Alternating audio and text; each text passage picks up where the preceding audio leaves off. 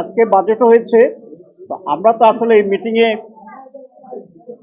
আমরা আজকের বাজেট যখন হচ্ছে তখন আমরা এই মিটিংয়ের ভিতরেই ছিলাম, সুতরাং সরাসরি বাজেট শুনে একটা মাইন্ড তৈরি করা ডিফিকাল্ট। তবু আমাদের কেন্দ্রীয় অফিস থেকে একটা ড্রাফট পাঠিয়েছে আমার কাছে।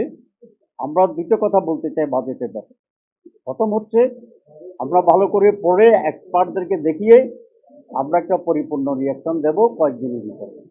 আর প্রাথমিক রিয়াকশন যেটা আমাদের হচ্ছে সেটা হচ্ছে আগের বাজেটের গুলোর তুলনায় খুব বেশি ইমপ্রুভ করছে এটা আমাদের কাছে মনে হয়নি। তবে কোনো কোনো ক্ষেত্রে কিছুটা ডিফারেন্স আছে, যেমন বাড়তি বেহুদা খরচের ব্যাপারে, তারপরে বেশি অধিকতর ঘাটতি বাজেট সেটা এগুলো এখানে একটু কম আছে। দ্রব্যমূল্যের ব্যাপারে যেটা বলেছেন মনে হয় দ্রব্যমূল্য স্থিতিশীল হয়তো বা থাকতে পারে, কিন্তু দ্রব্যমূল্য কমবে কি না সে বিষয়টা বাজেট স্পষ্ট নয়। এই হচ্ছে আমাদের প্রাথমিক কথা, কিন্তু আমরা ডিটেলস আমরা আলোচনা করে দেখে শুনে তারপরে আমরা বক্তব্য রাখবো।